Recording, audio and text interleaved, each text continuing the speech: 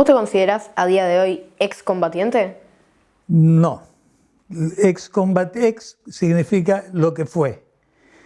Nosotros somos veteranos de guerra, es decir, hemos participado de la guerra y no hemos dejado de combatir. Ahora estamos combatiendo. Al estar yo contestándote, es una forma de continuar el combate por lo que es nuestro.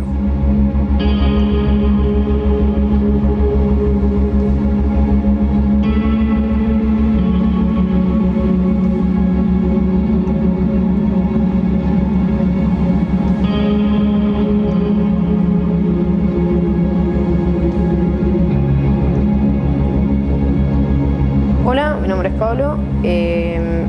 Por lo que sé, vos sos Tomás Jorge Fox. Y yo te voy a entrevistar, te voy a preguntar unas cosas, algunas profundas, otras sobre tu trabajo. Y bueno, eso. ¿Empezamos? Cuando gustes. ¿Qué fue lo primero que sentiste cuando llegaste a las Malvinas? Y sentí una gran emoción porque siendo más chico que lo que calculo que sos vos tenés que tener 12, 13. 12 tengo ya. Siendo más chico que vos, yo ya sabía que las Malvinas eran argentinas y que estaban en manos de los ingleses y que nos habían sido arrebatadas injustamente. Y me crié con ese conocimiento. ¿Y cómo fue tu día, tus primeros días en las islas? Los primeros días se utilizaron para ir a reconocer el terreno, que es fundamental para aquel que va a proteger un lugar, conocerlo como la palma de la mano.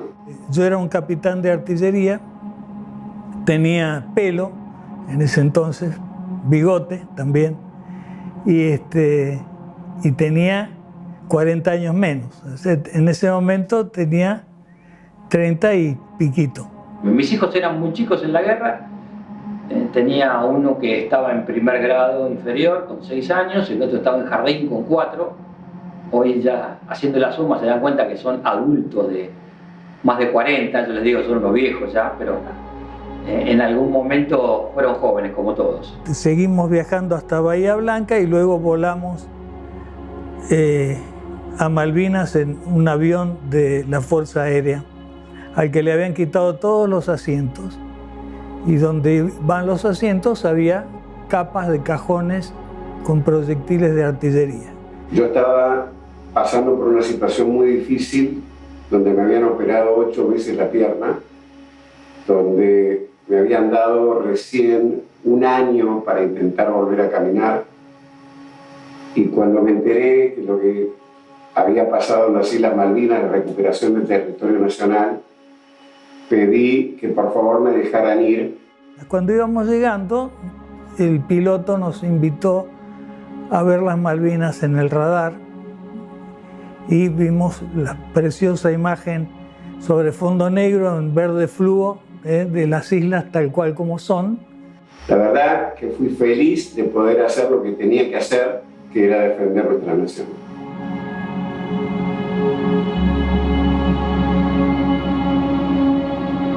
¿Fue duro la guerra?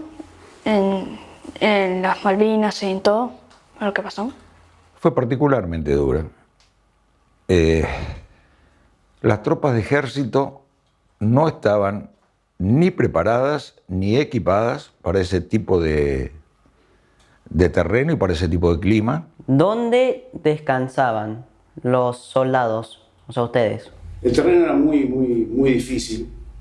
El día que llegamos, que nos ordenaron armar la defensa, teníamos que hacer lo que llamamos pozo de zorro, trincheras. Lo único que le dieron es un duvet, un par de guantes y un calzoncillo largo.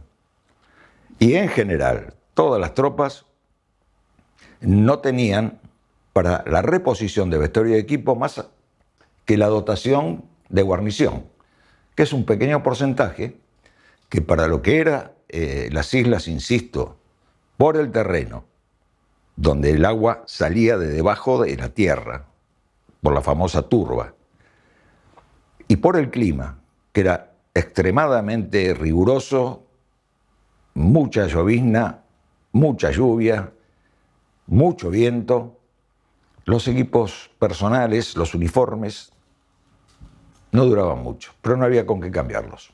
Una semana casi completa que estuvo lloviendo, y yo recuerdo que estaba en la posición, acostado, era una noche, eran como las 12, 1 de la mañana ya, y estaba durmiendo y metida en mi bolsa de dormir, me muevo y escucho un blog, como que estaba flotando.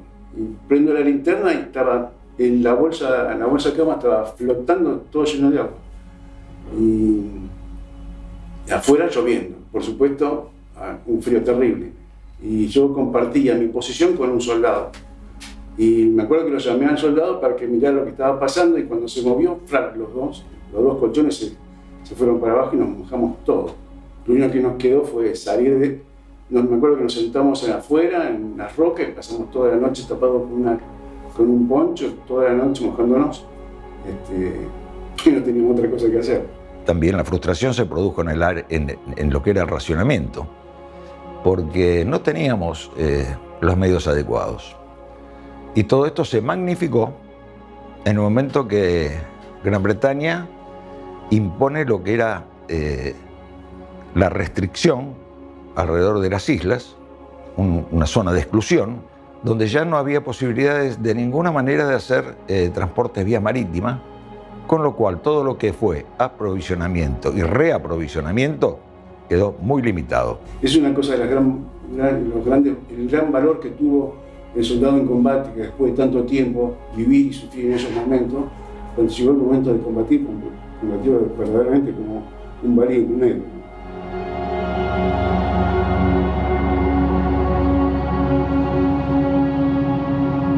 ¿Fue difícil mantener la comida? Muy difícil. Las cocinas eran a leña. Y, o casualidad, en Malvinas no hay leña. No hay árboles. No hay madera. ¿Cómo fue la historia de la oveja? En realidad fueron varias ovejas. Había que llevarle comida a las tropas de primera línea nuestras, y cuando me mandaron a buscar las provisiones que teníamos que llevar ya en pleno combate con las tropas británicas muy encima nuestro, y vi la cantidad de comida que me asignaban para llevarles, no me sentí muy cómodo y no me pareció muy bueno llevar tan poca comida a primeras líneas de combate. No para cocinar, que eso sí se lograba, pero después había que llevar esa cocina por ese terreno que era de muy poca consistencia, con lo cual la tracción de los vehículos y con peso se hacía difícil. Y además era escarpado. Y además llegaba un momento que ya tomaba una inclinación que más de ahí no se podía llegar.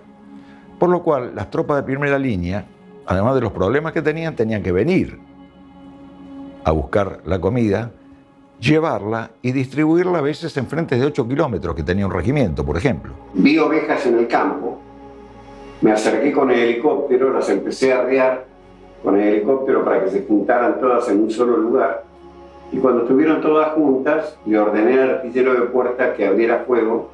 Comían lo que se podía, y no se podía hacer más de una vez por día, porque había que aprovechar las pocas horas de luz, porque si esto era difícil de día, de noche era imposible. O sea que el tema de racionamiento fue particularmente difícil. Bajamos a buscar, aterrizamos, cargamos todas las ovejas adentro del helicóptero y nos fuimos a la zona de primera línea de combate, en la zona norte, para darle los víveres, y te puedo asegurar que cuando las tropas nuestras veían que el helicóptero pasaba a muy baja altura, 1 metro del piso, a muy reducida velocidad, y les iba tirando ovejas en la zona donde estaban las cocinas, estaban fascinados. Creo que comieron muy bien y hasta el día de hoy no me arrepiento de haber hecho lo que tenía que hacer.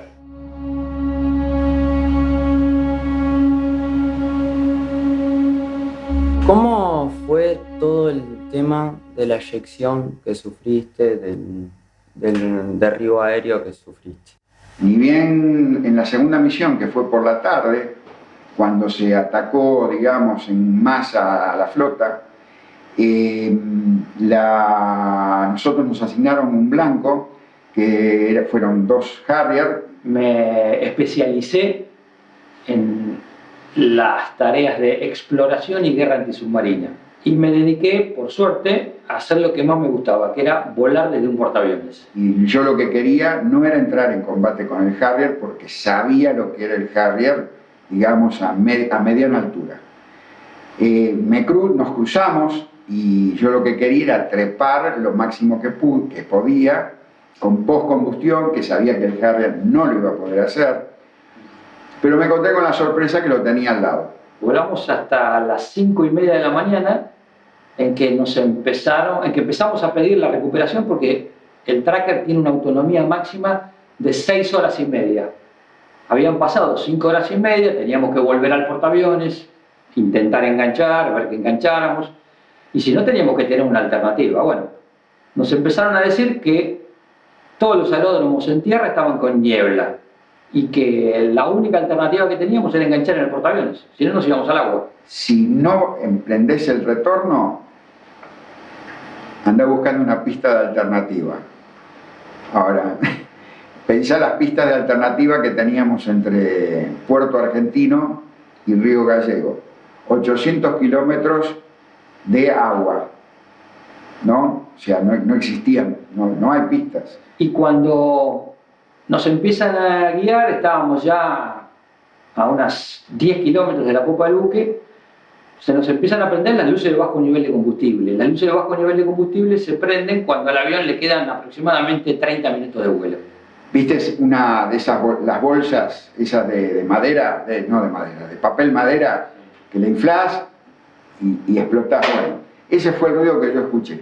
Y a partir de ese ruido, luces de incendio, motor, hidráulico, bueno. Nos acercábamos y las luces no se prendían y no se prendían, y yo empecé a pedir, digo, prendan las luces cubiertas.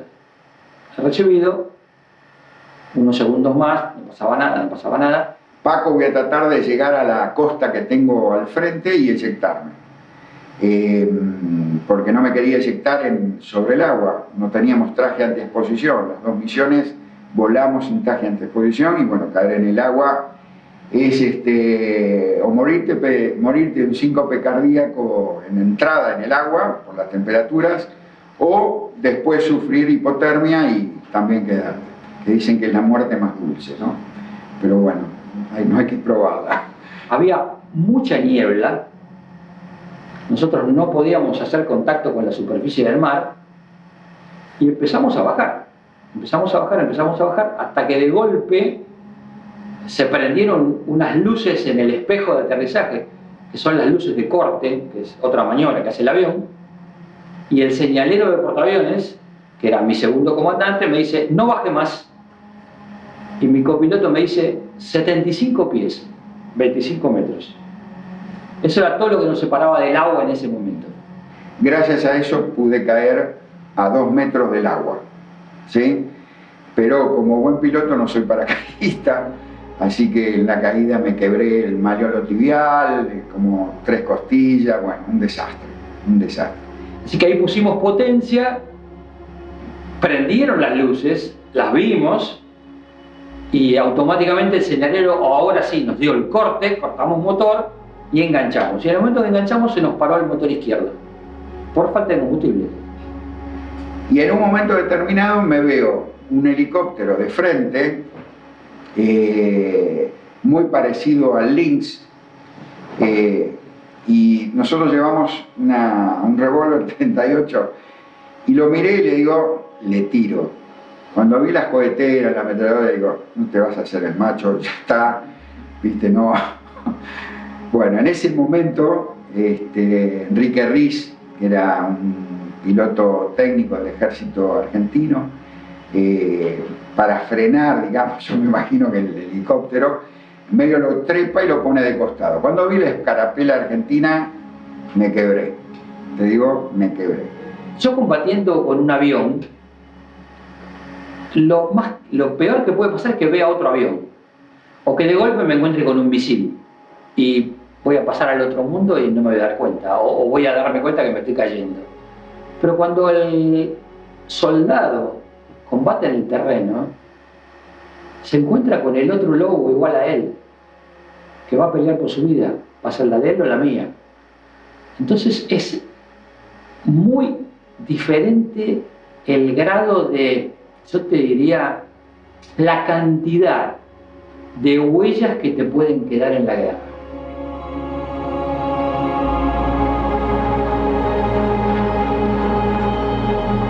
Cuando ustedes batallaban, que la gran mayoría de veces eran en la noche, ¿cómo hacían para reconocer a un soldado de la noche, a todos oscuras?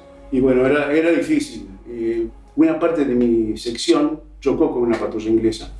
Se chocó de golpe entre las piedras, porque el monte se llamaba Monte London, pero era todo rocas.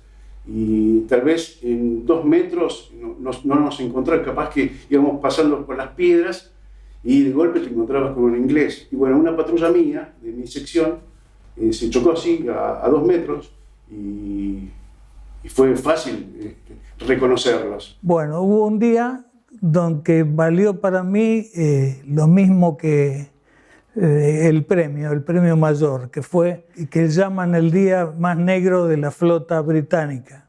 El soldado Luzardo, el soldado Falcón y el soldado Ledesma, ellos compartían un pozo y una vez hizo cada uno una carta y si no llegaba, uno de los otros 2 tenía que tomar esa carta y entregársela a la familia. Y me encomendaron la misión de ir con un suboficial de la Fuerza Aérea a llevar un préstamo que nos hacía la Fuerza Aérea, que consistía en una radio que se llamaba Icon, una radio que era muy necesaria para nosotros porque estábamos teniendo problemas de comunicaciones.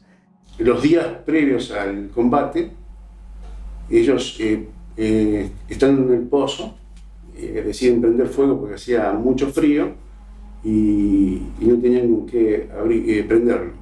Y Falcón, el soldado Falcón, sacó su carta, dijo, después la hago, y con ese papel, con esa carta, hizo el fuego. Cuando llegamos arriba del monte, encontramos con que pintadas allá en el fondo del paisaje, como si en este salón allí hubiera una cajita de fósforos en la esquina que la veíamos, se veían 2 buques.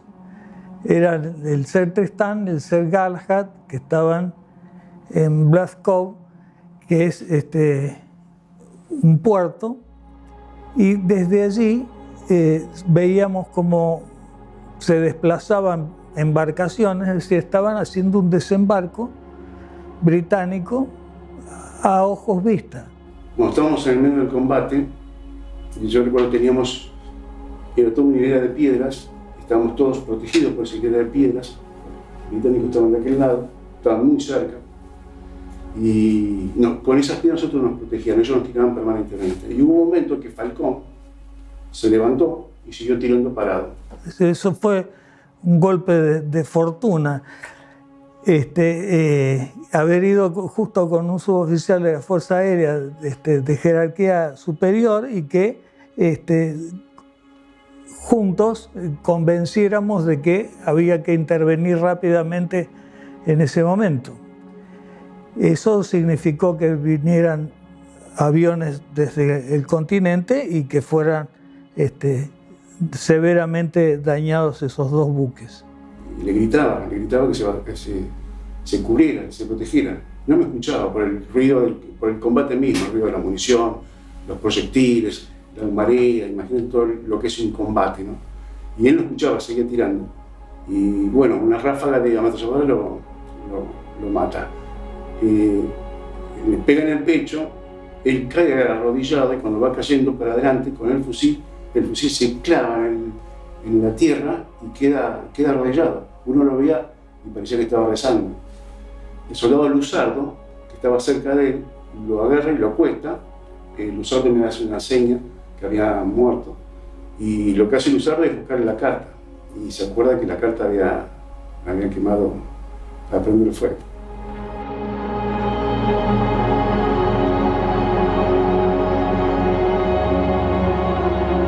¿Para vos fue complicado o cómo te sentiste al pilotear un helicóptero cuando te disparaban? A ver, tuve el mismo miedo que tiene cualquier ser humano. El miedo vos podés tenerlo y es bueno que lo tengas porque te ayuda a prevenir ciertas cosas. Yo siempre, uno siempre me pregunta, ¿tuviste miedo? Yo recuerdo que estando en el combate, uno, por supuesto que el instinto de supervivencia existe, ¿no? Nadie se quiere morir, pero el miedo no lo veíamos, ¿no? Creo que la única forma de superar ese miedo era justamente actuar como se actuó, ¿no? Los últimos días en el Monte Harriet, ¿vos qué sentiste? Sentí de todo, sentí de todo. Me empapé, sentí miedo, porque el miedo también es una cosa que existe. Sentí miedo, sentí más vergüenza que miedo, que es lo que te hace hacer lo que hay que hacer, aunque uno esté asustado. Ahora, Juan, me imagino que en esta situación que vos me estás contando te habrá dado miedo todo el tiempo. ¿Cómo hiciste para controlarlo eso? Bueno, el tema del miedo es un tema muy interesante, porque lo normal es tener miedo. Lo que uno aprende en la actividad es a tenerlo bajo control. O sea, el miedo se tiene, el miedo aparece, pero uno lo controla porque sabe lo que tiene que hacer y lo controla porque ayudan los que están alrededor a controlarlo también. Y luego saber y ver que al lado de uno hay otros que están con los mismos sentimientos y que están superándose o que están, necesitan del impulso o de la ayuda, también sirve para superarlo. Después de esa vivencia que tuvimos en Monte London, siempre nos acordamos en el momento que cuando bajamos del combate, después del combate, cuando bajamos del monte, ellos siempre dicen que nos cambió la vida. Por supuesto, para bien, ¿no? Y eso siempre lo recordamos. Mucho, justamente Luzardo, uno de los soldados que va a venir, él escribió en un libro que bajamos todos distintos. Ellos siempre hicieron que se les fue la juventud, bajaron hombres. Bueno, sí, ¿no? Y eso nos unió más, ¿no? Siempre nos une.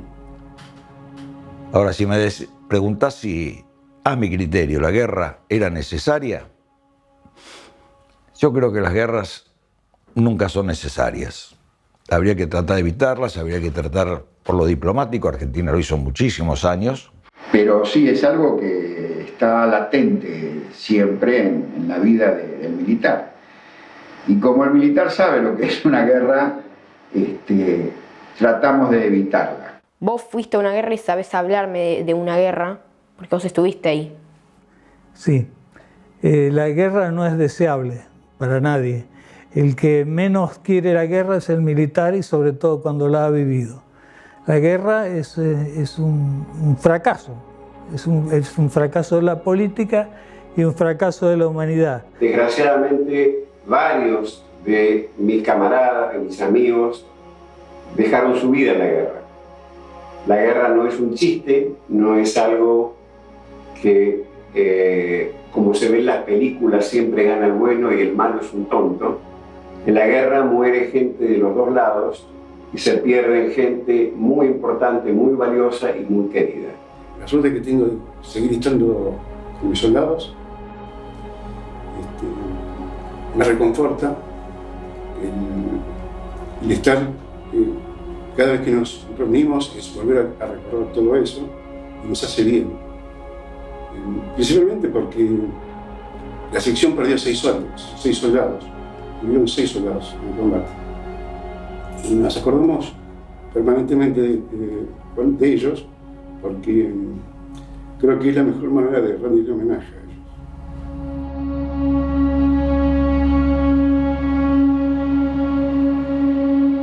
¿Cómo te sentís después de que de esa guerra ya se han pasado 40 años? Mira, sigo con la misma frustración. Porque no fue solo la guerra y que la perdimos, fue también fue la reacción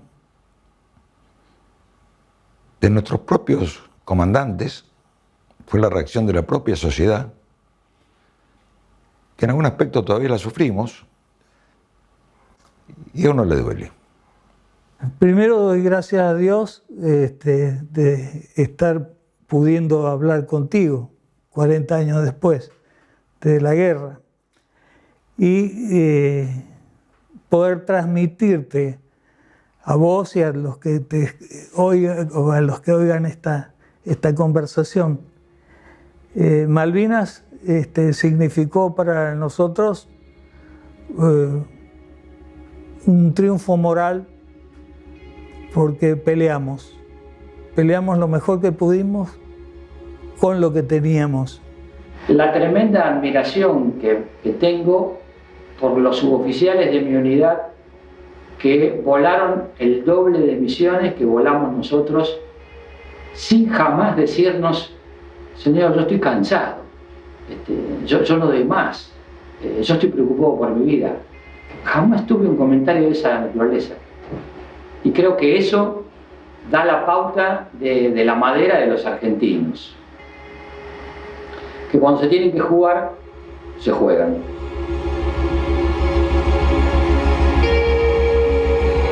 Y cuando volvimos el 24 de junio, la verdad que estuvimos mucho tiempo abrazados los cuatro. Fue un momento muy sentido, muy sentido. Y cuando llegábamos a un lugar, pasaban los tiros o nos apoyábamos contra una piedra y los tiros pegaban acá arriba. Y me acuerdo que se partía la piedra en pedacitos. Yo me tocaba la cara pensando que habían herido a las esquirlas.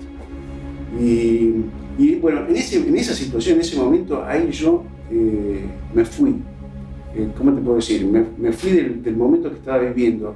¿Por qué? Porque me acordé, mi señora estaba embarazada. Cuando yo me fui a Malvinas, mi señora estaba de un mes. Y fue lo único que quería era, le pedía a Dios que me dejara volver. Y le decía que iba a ser padre. El inglés hablaba conmigo en el living de mi casa y mi señora, que es profesora de lengua y literatura inglesa, estaba sentadita a un costado. Y no sé qué vio cuando dialogábamos, algo que nos unía al inglés y a mí, y le preguntó qué día había nacido. Entonces el inglés dijo el 11 de marzo de 1947. Entonces le dije, my birthday. Y el inglés empezó a llorar para adelante como los payasos, así, les brotaban las lágrimas, se emocionó profundamente porque nos habíamos estado matando y habíamos nacido el mismo día. No hay odio al inglés, no hay odio al inglés, hay amor a la patria. Muchas gracias por haberme contado esto y por darme tu testimonio después de 40 años. Gracias a vos. Muchas gracias.